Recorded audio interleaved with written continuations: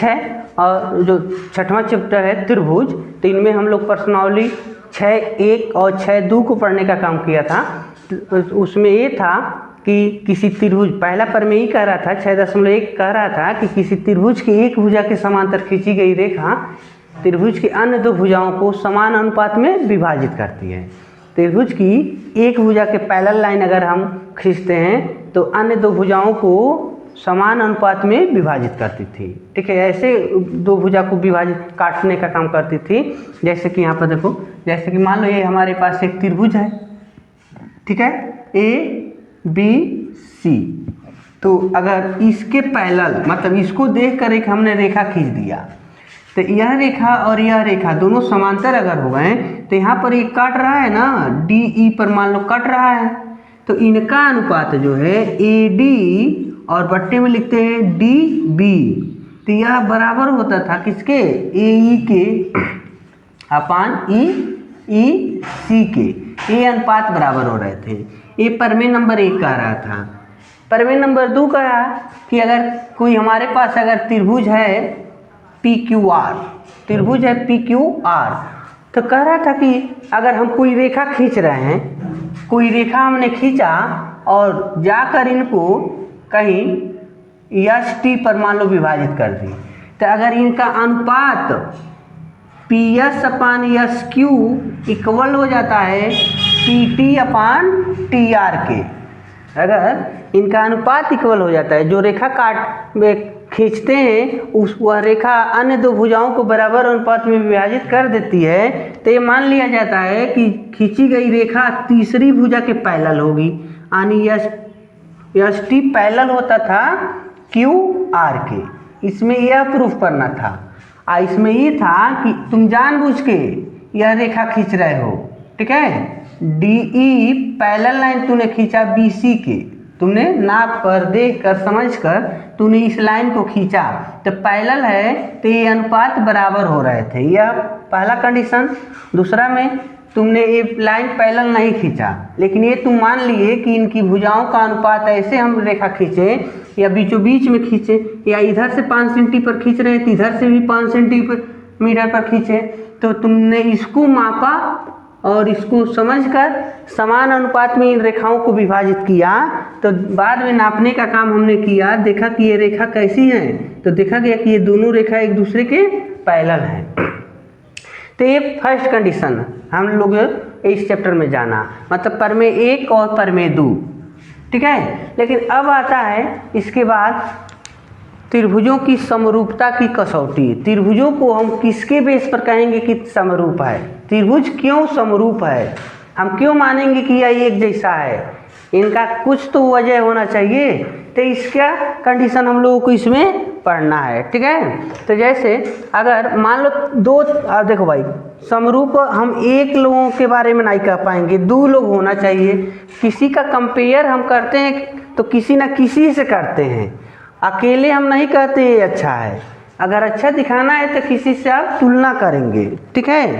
तो तुलना अगर करना है, मान लो जैसे आपके पास एक कोई डिजाइन है या साइकिल है, साइकिल मान लो हमारे पास है, ठीक है, तो दूसरी साइकिल मान लो एक हीरो की साइकिल है, तो एक हरकुलिस की साइकिल है, ठीक है, हरकुलिस की साइकिल है, तो अगर इसका तुलना इससे करें या BS से हो,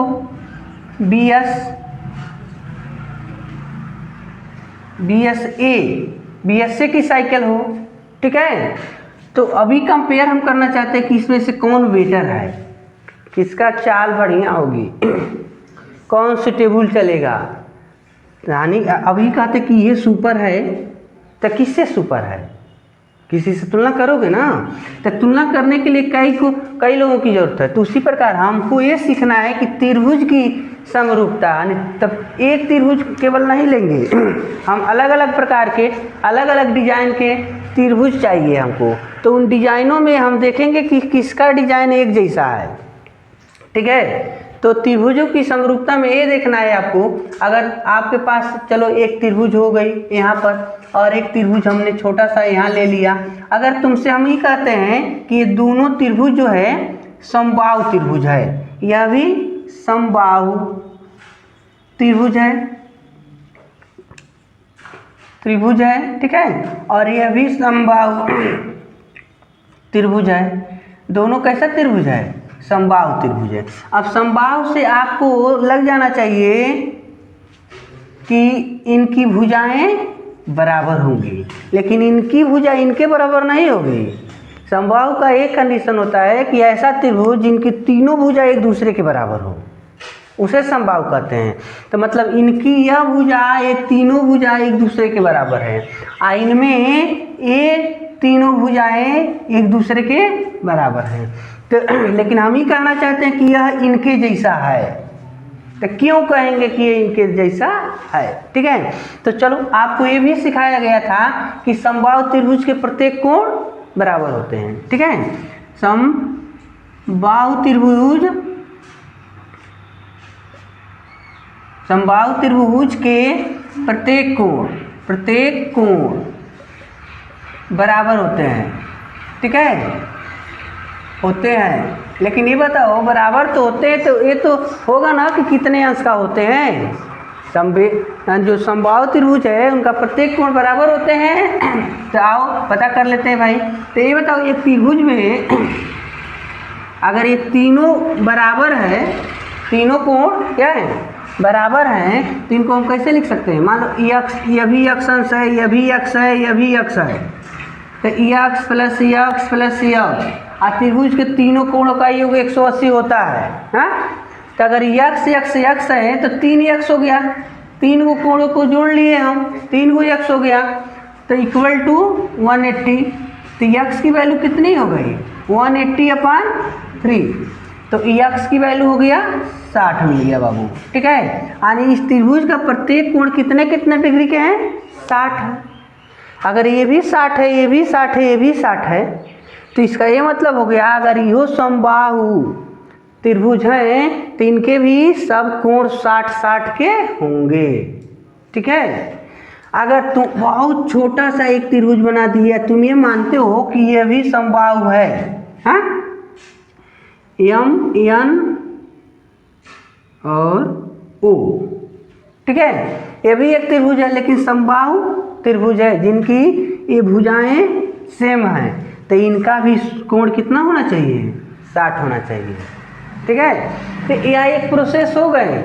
अगर किसी त्रिभुज के तीनों कोण, ठीक है, क्या हो? बराबर हो, मतलब लेकिन एक बात नहीं, ये अपने लिए ना बराबर हैं, लेकिन इनका कोण इनके बराबर हो, मतलब यह इसके बराबर हो, यह इसके बराबर हो, यह इसके बराबर हो, तब कहेंगे कि दोनों एक के जैसन हैं, रूप एक जैसा है, डिजाइन एक जैसा है। हाँ, ये हो सकता है कि एक बड़ा है एक छोटा है।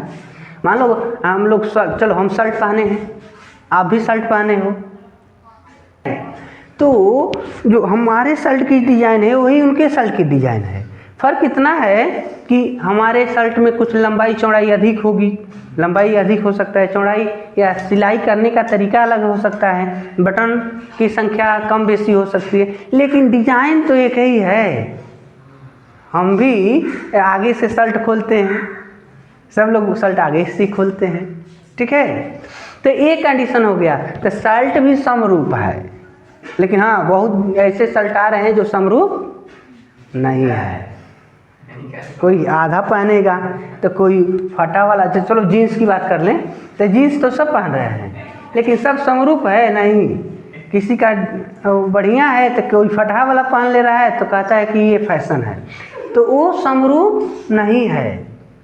ठीक है, तो लेकिन यहाँ पर त्रिभुज की हम बात कर रहे थे, तो ये क्या है? समरूप है। तो इनकी कसौटी का मतलब हो गया कि क्या हम देखकर कहेंगे कि ये समरूप है। तो यही आप मान लीजिए कि अगर इनका कोण इनके कोण के बराबर है, मतलब पूरा यह कोण यानी संगत कोण कह सकते हैं। संगत का ये मतलब हो गया, देखो इनके ऊपर का एक कोण है ना, तो इनके भी ऊपर के एक कोण हो गए, तो इसका मतलब ये दोनों संगत हो गया। ठीक है, अब देखो इस त्रिभुज में इस साइड का एक कोण है, तो इस त्रिभुज में इस साइड का एक कोण है, तो इसका मतलब ये दोनों संगत हो गए। इसमें इधर का एक कोण है तो इधर का एक कोण है, तो यह संगत हो गए। ठीक है। तो समरूपता का यह भी एक कसौटी हो गया, क्या कि कोण A अगर कोण P के बराबर है, कोण B कोण Q के बराबर है, कोण इसमें से C और इसमें से R के बराबर है, तब आप कहेंगे कि ये दोनों त्रिभुज क्या है, समरूप है। अगर कोण बराबर नहीं है तो समरूप नहीं होंगे। एक ये तरीका हो गया, लेकिन हमेशा यही कहोगे, हमेशा ये फॉलो करना है। कभी कभी एक कोण नहीं दिया रहेगा तब, या एक कोण दिया रहे, ठीक है, तो कभी कभी ऐसा होगा कि आपको एक कोण, चलो 2 कोण दिया रहेगा सेम, और उनकी एक भुजा दे देता है, ठीक है, एक भुजा बराबर दे दे, तभी आप कहेंगे कि ये समरूप है। तो इसी के लिए ये तो एक कंडीशन वैसे बताया था, समरूप एक कसौटी हम माप रहे थे, लेकिन यहाँ पर अब काम करना है प्रमेय। प्रमेय नंबर 3 देखिए, प्रमेय नंबर 3 हम सीखेंगे। प्रमेय नंबर 3 6.3 दिया है, यानी 6वें का तीसरा प्रमेय, ठीक है, 6वां का तीसरा प्रमेय 6.3, ये हो गया प्रमेय। तो यहाँ देखो बाबू, प्रमेय नंबर में कह रहा है कि कोण बराबर हो तो उनकी संगत भुजाएं एक ही अनुपात में होती हैं, इसलिए त्रिभुज समरूप होता है। कह रहा है कि यदि किसी दो त्रिभुज के संगत कोण आपस में बराबर हो तो उनकी संगत भुजाओं के अनुपात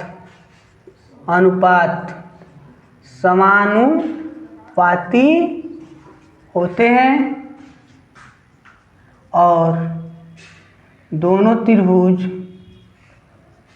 त्रिभुज समरूप होती हैं। तब दोनों त्रिभुज क्या होती हैं, समरूप होती हैं। एक कंडीशन दे दिया कि अगर उनके संगत कोण बराबर हैं तो उनके भुजा का अनुपात निकालेंगे तो सेम हो जाएगा, तब हम कहेंगे कि ये त्रिभुज समरूप है, ठीक है। जैसे आओ हम दिखाते हैं आपको, जैसे एक त्रिभुज यह लिए और एक त्रिभुज यह लिए, ठीक है, इनके कोण मान लो ABCPQR, ठीक है। अब देखो यह कोण इस कोण के बराबर है, यहाँ पर लिख सकते हैं हल या उपपद कह सकते हैं। तो देखो पहले यह कोण लेते हैं, यह कोण जो है इस कोण के क्या कर देते हैं, बराबर। कोण A इक्वल टू कोण P, ठीक है, कोण B इक्वल टू कोण Q दिख रहा है, और कोण C इक्वल टू कोण R। अगर दिया हो तो, ठीक है, अगर आपको ऐसा मिल जाता है तो आप जांच कर लीजिएगा, जांच करेंगे तो एकदम श्योर है मिलेगा। क्या मिलेगा, AB अपान उसमें से PQ, अब इसमें से AC अपान उसमें से संगत क्या है, PR, और इसमें नीचे का है BC, तो उसमें नीचे का है QR। तो इनके अनुपात क्या हो जाएंगे, सेम हो जाएंगे।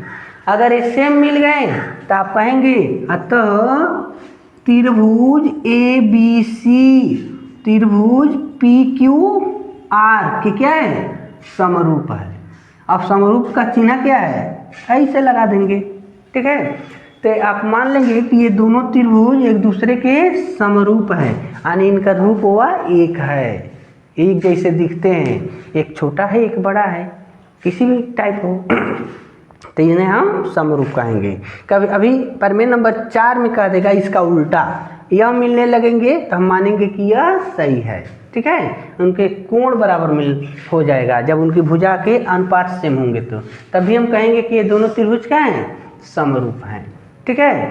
तो चलो पर में यदि किसी दो त्रिभुज के संगत कोण आपस में बराबर हों, ठीक है, तो संगत कोण अगर आपस में बराबर हों तो उनकी संगत भुजाओं का अनुपात भी आपस में बराबर होगा, और उनकी संगत भुजाओं का अनुपात जब आपस में बराबर होगा तब भी हम कहेंगे कि दोनों त्रिभुज समरूप है। लेकिन ये बताओ, अगर उनकी भुजा के अनुपात के जिक्र हम न करें, ठीक है, तब हम नहीं कहेंगे कि यह समरूप है। तो आप ये जान लीजिए कि केवल आप इतना ही अगर पढ़ते हो या किसी प्रॉपर्टी है, प्रगुण है, यानी यहाँ पर लिख दे रहे हैं प्रगुण त्रिभुज के समरूप होने का प्रगुण, ठीक है। तो आप इतना ही कहेंगे कि यदि किसी दो त्रिभुज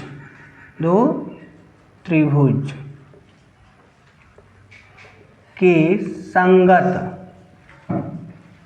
कोण,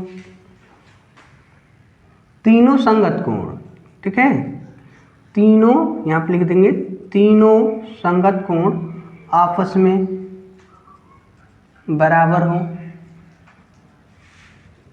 तो त्रिभुज समरूप होती हैं, ठीक है। ये फर्स्ट कंडीशन, केवल इतना ही। अब हम भुजा का अनुपात, वो अनुपात अलग बात है, ठीक है।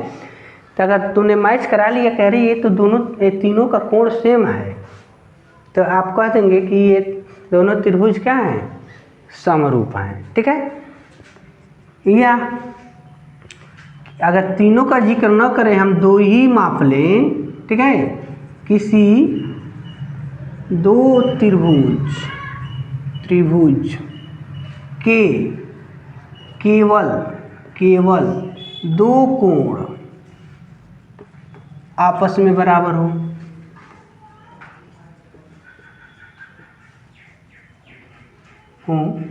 तो त्रिभुज समरूप होते हैं। अगर केवल दो ही कोण आप मैच करा पाएँ और देखें कि दो कोण मैच कर रहा है, तभी आप कह देंगे कि ये दोनों त्रिभुज समरूप हैं, ठीक है। या कोई पूछ रहा है कि ये बताओ, किसी त्रिभुज के दो कोण आपस में बराबर हैं, यदि किसी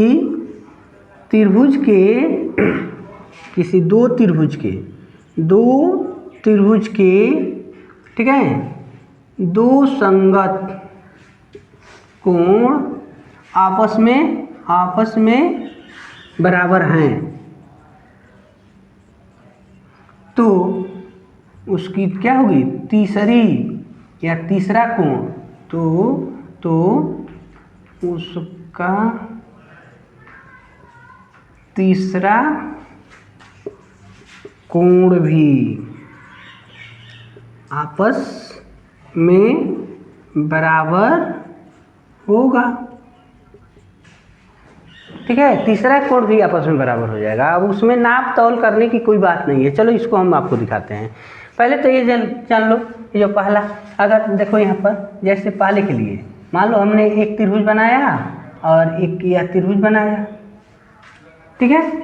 तो ए बी सी और पी क्यू आर दो त्रिभुज है ना, तो इनका कोण अगर 30 अंश है और यह जो 75 का हो गए, ठीक है, और यह भी 30 है और यह भी 75 के हो गए, तो संगत कोण मैच कराओ भाई। देखो यह 30 मैच मिल गया और ये इनके 75, ये इनके 75 मैच कर रहे हैं ना। तो आप कहेंगे कि ए बी सी जो है समरूप है त्रिभुज पी क्यू आर के। कोई पूछता है क्यों समरूप हैं, तो उनके आगे एक कंडीशन लिखोगे ए से, मतलब ए फॉर एंगल, तीन गो एंगल लिखे हैं ना, तो तीनों कोण इनके सेम है। दूसरा के लिए दूसरा कंडीशन, अगर मान लो यही त्रिभुज हैं, ठीक है, तो देखो ये समबाहु त्रिभुज हमने बना दिया, तो ए बी सी और आर एस टी, ठीक है। हमने देखा कि यह कोण मैच कर गए, ये कोण कितने अंश के हैं? सपोज करो कि यह एक 60 है और एक 80 का है, 60 है 80 का है। ठीक है, हमने नापा तो देखा B इक्वल टू यस और कौन C इक्वल टू T के बराबर है। तो दोनों त्रिभुज क्या हो जाएंगे? ABC पैरेलल है, सॉरी पैरेलल करें, समरूप है किसके? RST के। लेकिन क्यों है भाई? तो कभी कभी आपके सवाल में मिलेगा कि AA से, केवल इतना ही कह देंगे AA से ये दोनों त्रिभुज क्या है? समरूप है। ठीक है, बस इतना ही आप समझाइए उसको अगला को कि भाई हमने देखा कि ये समरूप इसलिए है क्योंकि इनकी दोनों भुजाएं सॉरी दो कोण सेम है। लेकिन तीसरा देखो क्या कह रहा है, तो तीसरा को इसी में से निकाल लो। तीसरा कह रहा है कि अगर किसी त्रिभुज के दो संगत कोण आपस में बराबर हो तो उनकी तीसरी जो कोण होगी ना वो भी बराबर होगी। चलो आओ जांच करते हैं। ये बताओ त्रिभुज के तीनों कोण कितना अंश का होता है? तीनों का योग, त्रिभुज के तीनों कोणों का योग कितने होते हैं?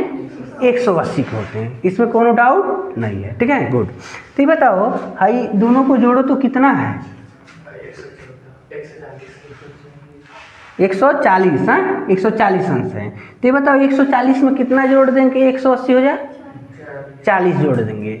इसका मतलब भाई तीसरे कोण न बच रहा था तो इनका मान कितना हो गया? 40 अंश। यानी तीनों को जोड़ने पर होना चाहिए 180। अब इसके पास आओ, तो इनको भी तो हम जोड़ रहे हैं तो 140 हो रहा है, तो इसमें भी अगर 40 तुम जोड़ देते हो तो 180 हो जाएगा। तो देखो ये बराबर हो गए कि नहीं हो गए? तो यही तो ये कह रहा था किसी दो त्रिभुज के दो संगत कोण आपस में बराबर हो तो उनकी जो तीसरा जो कोण होता है वो भी बराबर होते हैं, उसमें कोई परिवर्तन नहीं होता है, मान में कमी बेसी नहीं होती हैं। तो ये इनको फॉलो करता है। तो आप दो ही माप किए कोणों का तो ऑटोमेटिक आप जान जाइएगा कि तो तीसरा भी आपस में बराबर होंगे। अब तीसरे को जांच करने की कोई ज़रूरत नहीं होगी। तो इस तरीक़ा से इनको आप जांच कर सकते हैं और बताएंगे कि ये दोनों त्रिभुज समरूप हैं कि नहीं है। लेकिन कभी मान लो हम ऐसे दे देते हैं, चलो यहाँ पर दिया गया यहाँ पर 45 और यहाँ पर दे देते हैं 65। ठीक है, 45 और 65 110 हो गया और यहाँ पर दे दिया गया 60। अब बताओ ये त्रिभुज के कोण हैं? अरे यार ये गलत है, त्रिभुज नहीं बना रहा है। क्यों? क्योंकि इनको जब दोनों को जोड़ा गया तो 110 और 110 में 60 जोड़ेंगे तो 170। तो ये तो गलत है। त्रिभुज के तीनों कोण को जोड़ने पर 180 होना चाहिए। हाँ, तो ये त्रिभुज नहीं बना है, ये जो हम बनाए थे भरमाने के लिए, ये गलत है। इसका यहाँ पर 60 के बजाय 70 होना चाहिए था। ठीक है, तो कभी कभी आकृति आपको दी जाएगी और भ्रमित करने के लिए पूछा जाएगा कि ये त्रिभुज बना रहे हैं कि नहीं बना रहे हैं। तो अगर उनके कोणों का योग 180 अगर नहीं होता है तब भी आपको समझाना होगा कि यह त्रिभुज नहीं बना रहे हैं। ठीक है, तो ये केवल कोण के बेस पर हमने ये तीनों लिखा ना। अभी बात होगी कि अगर उनके संगत भुजा बराबर हो तो समरूप होते हैं। या आप पर इसके पहले भी अगर पढ़ लिए होंगे पर में तो जानते होंगे कि आता होगा ए एस ए, ऐसे करके आता है, यानी कोण भुजा कोण। ठीक है, तब भी हम कहेंगे समरूप है। लेकिन अक्सर इस केस में ये सर्वांगसम होने का बात करता है। जब दो त्रिभुजों के दो कोण और एक भुजा एक जैसा मिलना शुरू हो जाए सर्वांगसम हो जाता है, लगभग बराबर हो जाते हैं। ठीक है, तो ये उस केस में हम लोग इनका प्रयोग करेंगे। फिलहाल इनको आप याद रखेंगे। चलिए प्रमेय नंबर 4 के साथ चौथे प्रमेय में बाबू कह रहा है, क्या कह रहा है कि कह रहा है कि यदि किसी दो त्रिभुज के भुजाओं का अनुपात अगर आपस में बराबर हो दो त्रिभुज के भुजाओं का अनुपात अगर आपस में बराबर हो तो उनके संगत कोण भी आपस में बराबर होते हैं, और उनके संगत कोण जब आपस में बराबर होते हैं तो हम ही कहेंगे कि वो दोनों त्रिभुज एक दूसरे के समरूप होगा। तो ये बताओ, अगर हम इसमें संगत कोण की बात न करें तो क्या वो समरूप नहीं होंगे? तो आप इतना जान लीजिए, अगर किसी त्रिभुज के भुजाओं का अनुपात आपस में बराबर हो तब भी हम कह देंगे कि वो दोनों समरूप होंगे। क्यों? क्योंकि कोण तो ऑटोमेटिक बराबर हो जाएगा, हमको कोण माप करने की कोई ज़रूरत नहीं होगी। ठीक है, तो पर मैं यही कह रहा था कि जैसे चलो हम बनाते हैं, यहाँ पर दिखा देते हैं त्रिभुज बनाकर। ऐसे दिया हुआ है त्रिभुज ABC ऐसे, ठीक है, एक बड़ा सा है, ठीक है। देखो ABC एक त्रिभुज हो गया और एक हो गया DEF, ठीक है, ये दो त्रिभुज हो गए। तो अगर इनकी बात किया जाए, भुजा दिया है 3, 6, 8, देखो यहाँ पर दिया है 3, 6, 8, ठीक है। इनकी भुजा का माप दिया गया है और इनकी भुजा का माप है 8.5, यहाँ पर है 9 और यह दे दिया है 12। अब इनको फॉलो करते हैं इनमें। तो ये कह रहा था कि दो त्रिभुज के भुजाओं का अनुपात, चलो तो इनके भुजा का अनुपात निकालते हैं। देखिए इनके अनुपात एक जैसा है कि नहीं है। यहाँ पर चलिए 4.5, ठीक है। तो इनके भुजाओं का अनुपात हम देखते हैं, ठीक है। तो देखो अब इनके भुजा का अनुपात निकालते हैं, देखा जाए सेम है कि नहीं है, ठीक है। इनके भुजाओं का अनुपात सेम है कि नहीं है। तो चलो इनमें देखो तो AB इनकी भुजा हो गई AB, ठीक है, यहाँ दिख रहा है ना AB। इनके संगत भुजा देखो तो इनके जैसा, इनके तरह जो बना हो, तो AB इनमें है DE, तो अपन लिखेंगे DE, ठीक है। इनके नंबर रखो, इनके नंबर क्या है, यहाँ पर 3 है और इनकी भुजा का माप है 4.5। 3 के पहाड़ा में 4.5 आएगा। एक काम करो, चलो दशमलव हटा लेते हैं, ठीक है। तो दशमलव अगर हटाते हैं तो 10/10 लिख देते हैं। क्यों? दशमलव हटाने के लिए ना हमने 10 का गुणा किया, तो ऊपर हो जाएगा 30 और नीचे हो गया 45। तो देखो तो 15 दूनी 30 और 15 तियाँ तो 2/3, यानी AB/DE का मान है 2/3। चलो इनका दूसरा भुजा लो, कौनों भुजा ले सकते हो। तो मान लो अगर हम BE लेते हैं, BC लेते हैं, BC, तो उनमें आधार क्या है, EF। गुड, चलो इनका नंबर रखते हैं बाबू। देखो 6 और इनका नंबर है 9। तो 6 के पहाड़े में 9 आएगा नहीं, लेकिन 3 के पहाड़े में आएंगे। तो 3 दूआई 6 और 3 तिहाई 9, यानी 2/3 इनका मिल गया।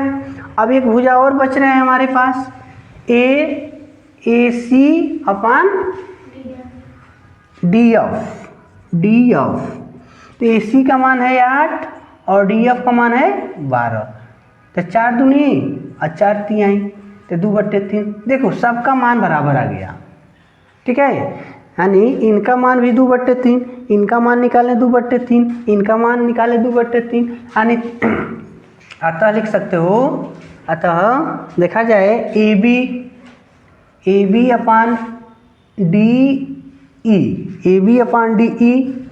Equal to BC/EF equal to AC/FD। हमने देखा कि त्रिभुज की तीनों भुजाओं का अनुपात सेम है ना, अनुपात निकाले तो बराबर मिल गया ना।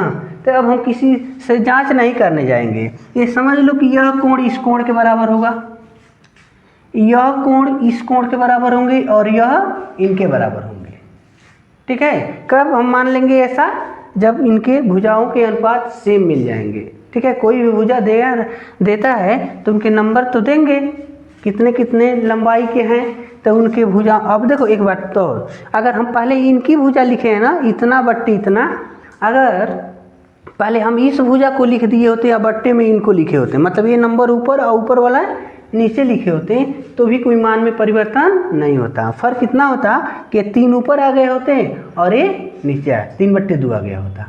ठीक है, तो लेकिन हाँ ये ध्यान देंगे कि सबसे पहले अगर मान लो हम इनकी भुजा लिए थे उसके बाद इनकी भुजा लिए हैं तो बार बार इन्हीं के भुजा को ऊपर लिखेंगे और इनके भुजा को नीचे लिखेंगे। अगर इनकी भुजा ऊपर लिख रहे हो तो इनकी भुजा सब नीचे लिखेंगे। तो इसका ध्यान आपको होना चाहिए।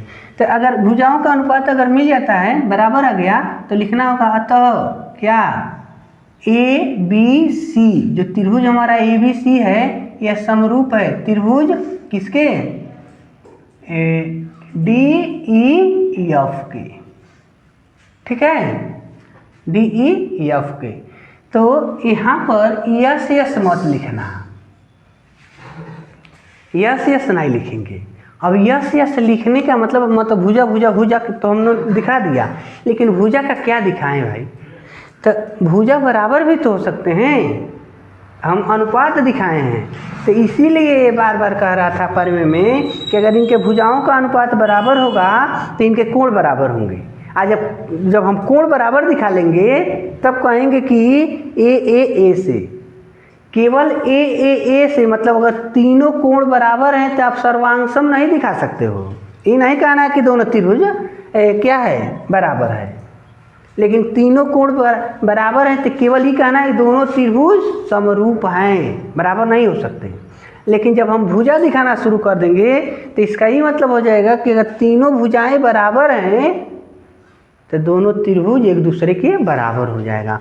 तो इसीलिए ये कहा था कि जब भुजाओं का अनुपात बराबर होंगे ना तो उनके तीनों कोण बराबर होंगे, और जब तीनों कोण बराबर होंगे तो दोनों त्रिभुज समरूप होगा। ठीक है, तो ये आपका परिमेय नंबर 4 था, जिसका प्रयोग आपको प्रश्नावली के प्रश्नों में करना होगा। कुछ एग्जाम्पल्स भी इसी तरीक़ा से सॉल्व करने होंगे। ठीक है।